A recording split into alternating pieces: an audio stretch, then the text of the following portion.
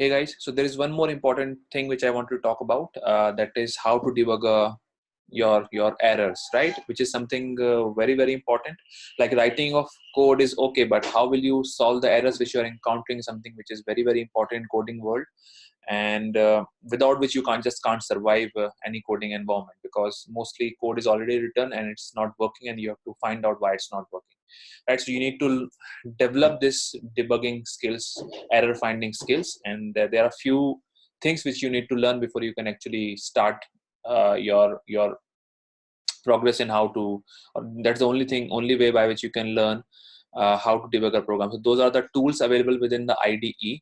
So without having an IDE, it's difficult to debug it. Now, of course, there will be different ways by which you can do it. The logs are the first point of contact to find out what went wrong. But yeah, if you want to interactively debug it, then IDE is what you require. So in this case, the IDE in this case is our Eclipse, and it provides the debug mechanism by which you can find out what happened. So in the previous video, which if you remember, we had this error which was originating. Actually, we inserted this error inside our test case, right? So we added some gibberish here, and it's supposed to be failing because this is something which the framework or method doesn't recognize. That it says that this link is the case for this is not present. So it is you need to add it. So this kind of exception is what I was throwing from the method. Maybe I'll just run it again to show you that. So if I run this, so and assume that you're not very sure what happened, right? So it's just an error which we are trying to reproduce, and you believe that you just don't know what caused this error, and now we'll try to debug it. So now error appeared. So first thing you would do is, when error comes, the first thing you do is you check the logs, right? So in the logs you will find a lot of information. Various things are happening. This is, this time the log stack, the stack trace is small. So stack trace is something where because in Java one method calls another method, another method calls another method. So there is this complete chain of methods stacked one after another, called one after another, and that is what these logs actually displays, right? So here it's telling me that first it originated from here, so test execution started from here, then it went here, then it went here. So the first method which is being called will always be at the bottom, and the last method where the error originated will always come at the top, right? So remember this is a stack, right? In this case, I can easily see the error is coming here at this line. So it is telling you everything. It's telling you all the information you need, and it's also telling what is kind of error is this. So this is something which I created, right? Sometimes you might get null pointer exception, which is very common, which usually happen when you are trying to invoke a method on an object which is not being initialized, right? So that is the root cause of null pointer exception. In this case, it's pretty simple. We have like these three methods being called, and error originated here. So if I click on this, either I can go from this there, or I can also go from here, from failure trace. So if I go from here, I click on this, I navigate to the line at which the error was thrown. So right, as I said in the beginning, believe that you just don't know why this error originated, and you're not sure however, in this case, the message is pretty clear that description is missing and link description you have to add link description. But assume you are very new to it, you're not sure what's happening, right? So now the next step is, wherever you are going to get an error, you're going to put a breakpoint there. What is a breakpoint? Breakpoint is something, when you double click on this line, you get a button here, right? This line breakpoint means when you run it in a debug mode, the execution will halt here. And when it halt here, you can then investigate. It gives you another tools. This ID will give you another tool to investigate or find out what was the state of the variables at this particular moment. And that is what I am going to tell you next. Okay. So once I put the breakpoint, so breakpoint you can put anywhere, right? So if you think you can put a breakpoint here and you can get to investigate what happened, that's fine. Else you can also put multiple breakpoints, right? So you can put breakpoint here, you can put a breakpoint here. So I've already put a breakpoint here, right? So to know what really happened when the error originated, so you can put multiple breakpoints. Now, when multiple breakpoints are inserted, the next step which you need to do is to run this using a debugger, right? Or in a debug mode. So if I right click on it, I get, usually you go for run as, right? Usually if you want to debug it, you have to go to debug as. Remember this, if you do a run as and if you have a breakpoint, it will not stop here. So you have to right click and you have to run it as in a debug mode, debug as. You see this bug present here. So this is a symbol of debugging. Then I will say debug as JUnit test. So what will happen? Execution will work as it is, and as soon as this line of execution is encountered, then the execution will stop. And as soon as that happens, this pop-up will appear that it will say perspective switch. Now in Eclipse here, there's a concept of perspective. Perspective means what kind of tabs combination will be present, right, at particular perspective. So right now we were in a Java perspective, development perspective previously. Now we want to switch to debug perspective. So you have to click on switch. As soon as you do a switch, there are few more tabs will be open. So one tab will be this is a stack trace. It's telling you everything, right? What thread structure, what methods were being called. All these methods were being called before our actual method was encountered, right? So our actually what we see is this, but before that lot of things happen, you see, because we are using Cucumber framework and it is calling methods after methods after methods. So it's listing everything, but we are more interested in what we wrote, right? So this is what was triggered, and this method triggered this method, right? So this method was from where test case got originated, and then we reached here, right? And this is where it is stopping.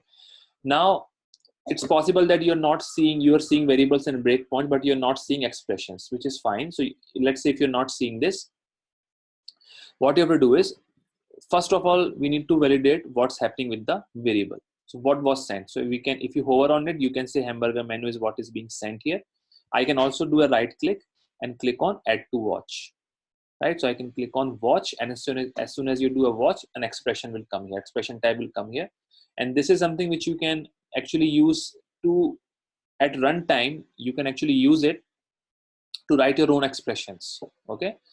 So in this case, let's say I want to see what is the value of this. So I can select it, copy this, I can put it here and place enter. It will tell you that is coming as its correct values hamburger menu.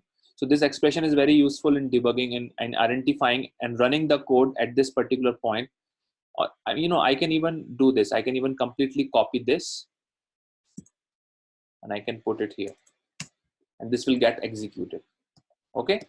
So this is how this expression works. It's a very useful tool for you to validate, or for you to check at runtime the state of an expression. Expression can be a variable as well as a method. It can be a complete statement of Java. Anything, you can run it from here to validate what's happening here. You should try this out. This is, as I said, very useful. Maybe not in this specific case, but in general, it's very useful feature, right?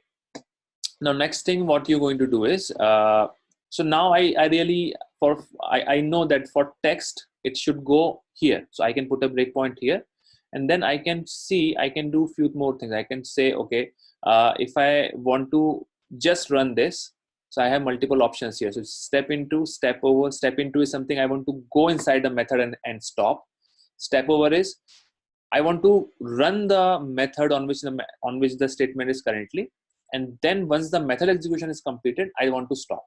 Right? So step into, step over is useful here. It's a step F5. It's F6. You can also make use of resume. Resume is something, run it again until the next breakpoint is met. Right? I usually use resume a lot, but it's not something which you should also do. You can rely on step over and step in, step over and step into. So if I make use of resume, I will say, okay, if I run this from here, it should resume the execution till the next breakpoint is met. So I'll write here, I'll click on resume. Now it will stop here. I'll say, okay, this is working fine. This is also working fine. It is validated hamburger menu link is present. And then I'll resume it again. So once I resume it again, it will go here. I will say, what is the value of B, right? So I can just put an expression here. I write B. Now B value is true. That means it will go here. So in this iteration, because I know that this is being triggered from here, right? And it is in writing in iteration. So I will say, okay, for the iteration number 1, it's working fine, right? So maybe this first iteration is not a problem. So I will say, okay, resume again. Now it will again being called, because as I said, it's in running an iteration. So I will say, okay, what is the value now? Now the value is Amazon Prime logo, right? So here I'm seeing Amazon Prime logo. So I'll say, okay, resume again. So I'll say resume. What is the value of b? Value of b is now coming as true. That means this case is also passed. So no error is being run, is returned for this execution also. Then I'll say resume again.